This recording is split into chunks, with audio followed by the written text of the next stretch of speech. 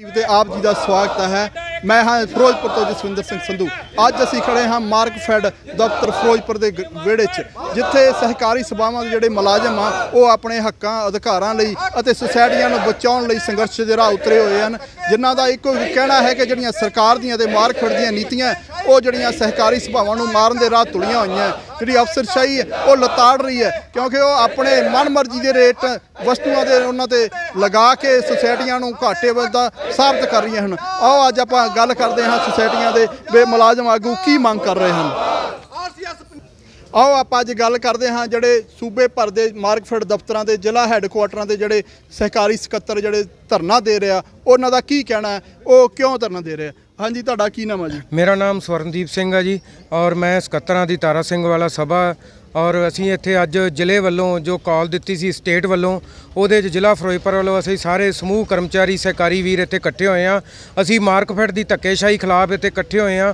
ਪਿਛਲੇ 1 ਮਹੀਨੇ ਤੋਂ ਸੋਸਾਇਟੀਆਂ ਡਰਾਈ ਪਈਆਂ ਨੇ, ਬਿਲਕੁਲ ਖਾਦ ਦੀ ਸਪਲਾਈ ਨਹੀਂ ਹੋਈ, ਔਰ ਜੇ ਕਿਤੇ ਇੱਕਾ ਦੁੱਕਾ ਸੋਸਾਇਟੀਆਂ ਵਿੱਚ ਖਾਦ ਗਈ ਵੀ ਆ ਔਰ ਉਹਦੀ ਜਿਹੜੀ ਘਟੀਆ ਕੁਆਲਿਟੀ ਦੀ ਖਾਦ ਆ, ਬਿਲਕੁਲ ਪਾਊਡਰ, ਜ਼ਿਮੀਂਦਾਰਾਂ ਨੇ ਇੰਨਾ ਜ਼ਿਆਦਾ ਲਾਮਾ ਦਿੱਤਾ ਔਰ ਜ਼ਿਮੀਂਦਾਰਾਂ ਦਾ ਇੰਨਾ ਨੁਕਸਾਨ ਹੋ ਰਿਹਾ ਹੈ। ਜ਼ਿਮੀਂਦਾਰ ਪਹਿਲਾਂ ਹੀ ਝੰਬੇ ਹੋਏ ਆ, ਇੰਨੇ ਚਿਰ ਤੋਂ ਉੱਥੇ ਲੰਮਾ ਸੰਘਰਸ਼ ਚੱਲ ਰਿਹਾ ਹੈ। ਜੇ ਜ਼ਿਮੀਂਦਾਰ ਉੱਥੇ ਬੈਠੇ ਆ ਕੇ ਇੱਥੇ ਆ ਕੇ ਮਾਰਕਫੈਡ ਨਾਲ ਲੜਾਈ ਕਰਨ ਮਜਬੂਰ ਹੋਏ ਜ਼ਿਮੀਂਦਾਰ ਮਾੜੀ ਖਾਦ ਪਾਉਣ ਨੂੰ, ਔਰ ਇਹਦਾ ਦੋਸ਼ ਸਿੱਧਾ ਮਾਰਕਫੈਡ ਨੂੰ ਔਰ ਪੰਜਾਬ ਸਰਕਾਰ ਨੂੰ ਜਾਂਦਾ। ਮਹਿਕਮੇ ਨੇ ਸਾਡੀ ਸੁਣਵਾਈ ਨਹੀਂ ਕੀਤੀ। ਕੁੱਲ ਮਿਲਾ ਕੇ ਜਿੰਨੇ ਵੀ ਸਰਕਾਰ ਦੇ ਅਦਾਰੇ ਨੇ ਉਹ ਸਾਰੇ ਸਹਿਕਾਰੀ ਸਭਾਵਾਂ ਨੂੰ ਖਤਮ ਕਰਨ ਤੇ ਤੁਲੇ ਹੋਏ ਨੇ। ਜਿਸ ਤਰ੍ਹਾਂ ਘਟੀਆ ਕੁਆਲਿਟੀ ਦੀਆਂ ਦਵਾਈਆਂ ਜੋ ਵੀ ਕੁਝ ਹੁੰਦਾ ਹੈ ਉਹ ਸਾਰਾ ਸਹਿਕਾਰੀ ਸਭਾਵਾਂ 'ਚ ਦਿੰਦੇ ਆ। ਇਸ ਕਰਕੇ ਅਸੀਂ ਪੁਰਜ਼ੋਰ ਮੰਗ ਕਰਦੇ ਹਾਂ ਸਰਕਾਰ ਪਾਸੋਂ ਵੀ ਮਾਰਕਫੈਡ ਦੀ ਖਿਚਾਈ ਕਰਕੇ ਵਧੀਆ ਕੁਆਲਿਟੀ ਦੀ ਖਾਦ ਜ਼ਿਮੀਂਦਾਰਾਂ ਨੂੰ ਦਿੱਤੀ ਜਾਵੇ। ਬਿਲਕੁਲ ਜੀ, ਜਿਹੜੇ ਸਕੱਤਰ ਆ ਉਹ ਸੁਸਾਇਟੀਆਂ ਨੂੰ ਬਚਾਉਣ ਲਈ ਜਿਹੜੇ ਮਾਰਕਫੈਡ ਆਪਦੀਆਂ ਨੀਤੀਆਂ ਦੀਆਂ ਮਾੜੀਆਂ ਨੀਤੀਆਂ ਨੇ ਤਲਾਂਜਲੀ ਦਿਵਾਉਣ ਲਈ ਅੱਜ ਤੱਕ ਇਕੱਠੇ ਹੋਏ। ਹਾਂਜੀ, ਤੁਹਾਡਾ ਕੀ ਨਾਮ? ਮੈਂ ਜਸਵੀਰ ਸਿੰਘ, ਜਨਰਲ ਸਕੱਤਰ ਸਹਿਕਾਰੀ ਸਭਾਵਾਂ ਕਰਮਚਾਰੀ ਯੂਨੀਅਨ ਫਿਰੋਜ਼ਪੁਰ।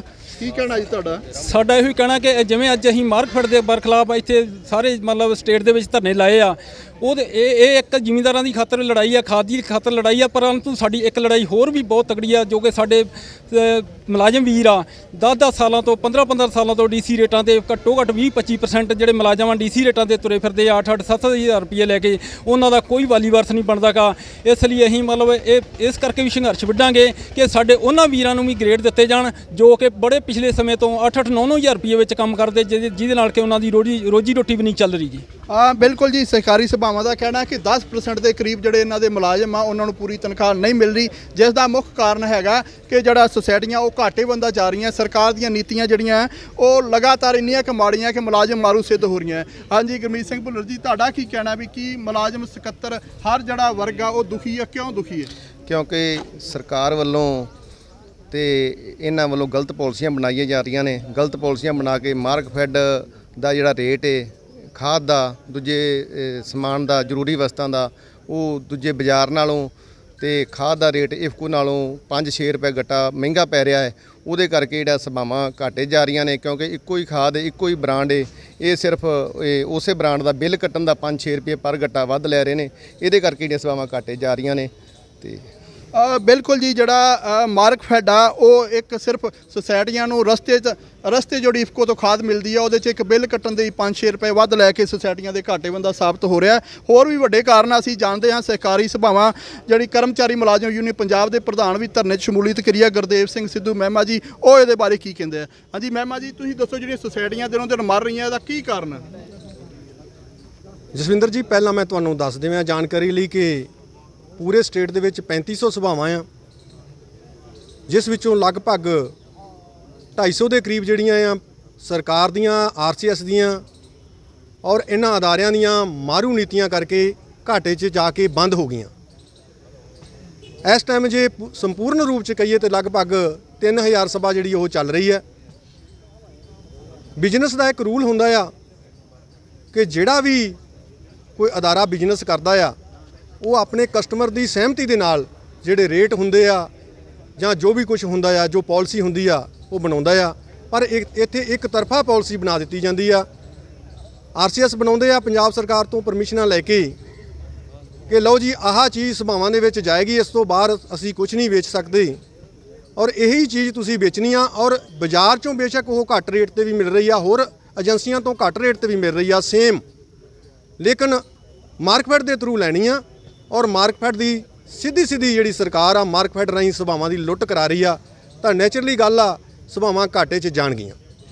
ਬਿਲਕੁਲ ਜੀ, ਜਿਵੇਂ ਤੁਸੀਂ ਗੱਲ ਕੀਤੀ ਆ 250 250 ਦੇ ਕਰੀਬ ਜਿਹੜੀ ਸਭਾਵਾਂ ਬੰਦ ਹੋ ਚੁੱਕੀਆਂ ਤੇ ਹੋਰ ਵੀ ਜਿਹੜੀਆਂ 500-700 ਜਿਹੜੀਆਂ ਸਭਾਵਾਂ ਉਹ ਆਖਰੀ ਸਾਹ ਲੈ ਰਹੀਆਂ।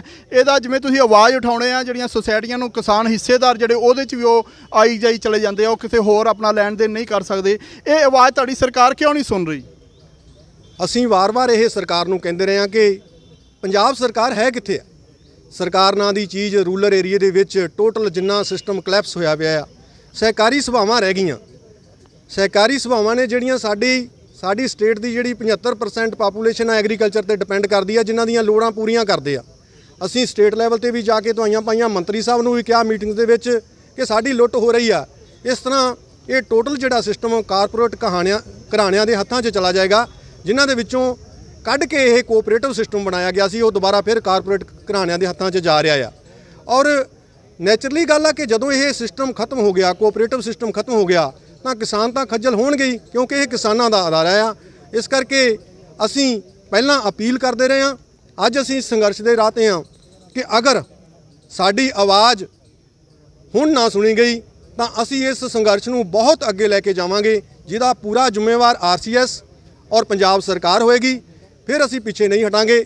ਅਸੀਂ ਚੇਤਾਵਨੀ ਦੇ ਤੌਰ ਤੇ ਜ਼ਿਲ੍ਹਾ ਹੈੱਡਕੁਆਟਰਾਂ ਤੇ ਇਹ ਧਰਨੇ ਦੇ ਰਹੇ ਹਾਂ। ਬਿਲਕੁਲ ਪ੍ਰਧਾਨ ਜੀ, ਇਹ ਦੱਸਣਾ ਬਣਦਾ ਹੈ ਇੱਥੇ ਦਰਸ਼ਕਾਂ ਨੂੰ ਕਿ ਜਿਹੜਾ ਇੰਗਲੈਂਡ ਗੋਰਿਆਂ ਨੇ ਜਦੋਂ ਸਾਡੇ ਦੇਸ਼ ਨੂੰ ਗੁਲਾਮ ਬਣਾਇਆ ਸੀ, ਉਦੋਂ ਉਹਨਾਂ ਦੇ ਉੱਥੇ ਇੱਕ ਕਿਸਾਨਾਂ ਨੂੰ, ਮਜ਼ਦੂਰਾਂ ਨੂੰ ਹਿੱਸੇਦਾਰੀ ਸਿਸਟਮ ਗਰੁੱਪ ਬਣਾ ਕੇ ਸ਼ਾਹੂਕਾਰਾਂ ਦੇ ਜਿਹੜੇ ਸ਼ੋਸ਼ਣ ਚੋਂ ਬਾਹਰ ਕੱਢਣ ਦੀ ਇੱਕ ਕੋਸ਼ਿਸ਼ ਕੀਤੀ ਗਈ ਸੀ, ਜਿਸ ਦੀ ਤਰਜ਼ ਤੇ ਹੀ ਭਾਰਤ ਅੰਦਰ ਪੰਜਾਬ ਸਰਕਾਰ ਵੱਲੋਂ 1961 'ਚ ਸੁਸਾਇਟੀ ਐਕਟ ਬਣਾਇਆ ਗਿਆ, ਜਿਸ ਨੂੰ ਲੈ ਕੇ ਜਗ੍ਹਾ ਜਗ੍ਹਾ ਪਿੰਡ ਜਿਹੜੀਆਂ ਸਭਾਵਾਂ ਬਣਾਈਆਂ ਗਈਆਂ, ਸੁਸਾਇਟੀਆਂ ਬਣਾਈਆਂ ਗਈਆਂ ਤੇ ਕਿਸਾਨਾਂ ਨੂੰ ਉਹਦਾ ਹਿੱਸੇਦਾਰ ਬਣਾਇਆ ਗਿਆ, ਤਾਂ ਜੋ ਉਹ ਆਪਣੀਆਂ ਲੋੜਾਂ ਨੂੰ ਆਪ ਦੇ ਪੱਧਰ ਤੇ ਬੈਠ ਕੇ ਰਲ ਮਿਲ ਕੇ ਉਹਨੂੰ ਹੱਲ ਕਰ ਸਕਣ, ਆਪਣੀਆਂ ਲੋੜਾਂ ਦੀਆਂ ਪੂਰਤੀ ਕਰ ਸਕਣ। ਲੇਕਿਨ ਸਰਕਾਰਾਂ ਅਤੇ ਸਮੇਂ ਦੀਆਂ ਜਿਹੜੀਆਂ ਅਫਸਰਸ਼ਾਹੀ ਦੀਆਂ ਨੀਤੀਆਂ ਨੇ ਇਹ ਸਭ ਤੋੜ ਮਰੋੜ ਦਿੱਤਾ। ਉੱਥੇ ਆਪਣੀਆਂ ਜਿਹੜੀਆਂ ਨੀਤੀਆਂ, ਆਪਣੀਆਂ ਧੱਕੜਾਂ, ਆਪਣਾ ਉਹਨਾਂ ਨੂੰ ਲਤਾੜਤਾ, ਹਰ ਤਰ੍ਹਾਂ ਲਤਾੜਤਾ, ਤੇ ਅੱਜ ਜਿਹੜੀਆਂ ਸੁਸਾਇਟੀਆਂ ਉਹ ਮਰਨ ਦੇ ਰਾਹ ਤੁਲੀਆਂ ਹੋਈਆਂ। ਇਸੇ ਕਰਕੇ ਜਿਹੜੇ ਸਹਿਕਾਰੀ ਮੁਲਾਜ਼ਮ ਆ ਉਹਨਾਂ ਨੂੰ ਬਚਾਉਣ ਲਈ ਤੇ ਕਿਸਾਨਾਂ ਨੂੰ ਬਚਾਉਣ ਲਈ, ਖਾਸ ਤੌਰ ਤੇ ਕਾਰਪੋਰੇਟ ਘਰਾਣਿਆਂ ਨੂੰ ਜਿਹੜਾ ਵੱਧ ਰਿਹਾ ਪ੍ਰਭਾਵ ਆ ਉਹਨੂੰ ਘਟਾਉਣ ਲਈ ਅੱਜ ਇੱਥੇ ਇਕੱਤਰ ਹੋਏ ਆ। ਅਗਲਾ ਤੁਹਾਡਾ ਕੀ ਇਹਦੇ ਬਾਰੇ ਤੁਸੀਂ ਕੀ ਸੰਘਰਸ਼ ਲਿਖਿਆ ਜਿਹੜਾ ਕਿ ਅੱਜ ਆਖਰੀ ਦਿਨ ਹੀ ਹੈਗਾ? ਜਸਵਿੰਦਰ ਜੀ, ਅਸੀਂ ਸਟੇਟ ਲੈਵਲ ਦੀ ਮੀਟਿੰਗਸ ਕੀਤੀ ਸੀ। ਉਸ ਵਿੱਚ ਫੈਸਲਾ ਕੀਤਾ ਸੀ ਕਿ ਅਸੀਂ ਜ਼ਿਲ੍ਹਾ ਹੈੱਡਕੁਆਟਰ ਤੇ ਧਰਨੇ ਦੇਵਾਂਗੇ। 13 ਤਰੀਕ ਨੂੰ ਅਸੀਂ ਮਾਨਯੋਗ ਰਜਿਸਟਰਾਰ ਸਾਹਿਬ ਨੂੰ ਇਹ ਮੈਮੋਰੈਂਡਮ ਸਿੱਧੇ ਤੌਰ ਤੇ ਜਾ ਕੇ ਸੌਂਪਣ ਜਾ ਰਹੇ ਹਾਂ। ਮਾਨਯੋਗ ਮੰਤਰੀ ਸਾਹਿਬ ਨੂੰ ਮਿਲ ਰਹੇ ਹਾਂ, ਰੰਧਾਵਾ ਸਾਹਿਬ ਨੂੰ। ਔਰ ਅਗਰ ਉਸ ਤੋਂ ਬਾਅਦ 31 ਜੁਲਾਈ ਤੱਕ ਇਹਨਾਂ ਸਾਰੀਆਂ ਮੁਸ਼ਕਲਾਂ ਦਾ ਹੱਲ ਨਹੀਂ ਕੀਤਾ ਗਿਆ ਤਾਂ ਅਸੀਂ ਸਿੱਧਾ ਚੰਡੀਗੜ੍ਹ 'ਚ ਸਟੇਟ ਲੈਵਲ ਦੇ ਜਿਹੜੇ ਧਰਨੇ ਲਾਵਾਂਗੇ ਸਰਕਾਰ ਦੇ ਖਿਲਾਫ। ਔਰ ਉਹ ਧਰਨੇ ਵਿੱਚ ਅਸੀਂ ਇਹ ਵਿਚਾਰ ਕਰ ਰਹੇ ਹਾਂ ਕਿ ਜਿਹੜੇ ਸਭ ਤੋਂ ਵੱਧ ਪ੍ਰਭਾਵਿਤ ਹੋ ਰਹੇ ਨੇ ਸਾਡੇ ਕਿਸਾਨ, ਉਹਨਾਂ ਨੂੰ ਵੀ ਕਿਉਂ ਨਾ ਸ਼ਾਮਲ ਕੀਤਾ ਜਾਵੇ, ਉਸ ਬਾਰੇ ਵੀ ਵਿਚਾਰ ਹੋ ਰਹੀ ਆ। ਇਹ ਇੱਕ ਬਹੁਤ ਵੱਡੇ ਪੱਧਰ ਦਾ ਜਿਹੜਾ ਸੰਘਰਸ਼ ਹੋਊਗਾ ਔਰ ਬਾਅਦ 'ਚ ਸਰਕਾਰ ਨੂੰ ਇਹ ਚੀਜ਼ਾਂ 'ਚ ਸੰਭਲਣਾ ਬਹੁਤ ਔਖਾ ਹੋ ਜਾਊਗਾ। ਮੇਰੀ ਫਿਰ ਅਪੀਲ ਆ ਪੰਜਾਬ ਸਰਕਾਰ ਨੂੰ, RCS ਨੂੰ, ਕਿ ਇਹ ਪਾਲਿਸੀਆਂ ਤੁਰੰਤ ਚੇਂਜ ਕਰਕੇ ਸਭਾਵਾਂ ਦੇ ਹੱਕ 'ਚ ਪਾਲਿਸੀਆਂ ਬਣਾਈਆਂ ਜਾਣ। ਬਿਲਕੁਲ ਜੀ, ਜਿਹੜਾ ਅੱਜ ਪੰਜਾਬ ਭਰ 'ਚ ਜਿਹੜੀਆਂ ਸਹਿਕਾਰੀ ਸਭਾਵਾਂ ਦੇ ਜਿਹੜੇ ਮੁਲਾਜ਼ਮ ਆ, ਸਕੱਤਰ ਉਹ ਧਰਨੇ ਦੇ ਰਹੇ, ਉਹਨਾਂ ਦੀ ਇੱਕੋ ਇੱਕ ਮੰਗ ਆ ਕਿ ਡੁੱਬ ਰਹੀਆਂ ਸੁਸਾਇਟੀਆਂ ਨੂੰ ਬਚਾਇਆ ਜਾਵੇ, ਜਿਹੜੇ ਕਿਸਾਨ ਆ ਉਹਨਾਂ ਦਾ ਸ਼ੋਸ਼ਣ ਹੋਣ ਤੋਂ ਰੋਕਿਆ ਜਾਵੇ, ਕਾਰਪੋਰੇਟ ਜਿਹੜੇ ਘਰਾਣਿਆਂ ਦਾ ਪ੍ਰਭਾਵ ਵਧਦਿਆਂ ਨੂੰ ਰੋਕਿਆ ਜਾਵੇ। ਨਹੀਂ ਤਾਂ ਜਿਹੜੇ ਇਹ ਸਭਾਵਾਂ ਉਹ ਇਹ ਮੁਲਾਜ਼ਮ ਆ ਇਹ ਕਿਸਾਨਾਂ ਨੂੰ ਨਾਲ ਲੈ ਕੇ ਚੰਡੀਗੜ੍ਹ ਵਿਖੇ ਸੂਬਾ ਪੱਧਰੀ ਜਿਹੜਾ ਸੰਘਰਸ਼ ਉਲੀਕਣਗੇ, ਜਿਸ ਦੀ ਜ਼ਿੰਮੇਵਾਰੀ ਪੰਜਾਬ ਸਰਕਾਰ ਦੀ ਹੋਵੇਗੀ। ਫਿਰੋਜ਼ਪੁਰ ਤੋਂ ਅਜੀਤ ਵੈਬ TV ਲਈ ਜਸਵਿੰਦਰ ਸਿੰਘ ਸੰਧੂ।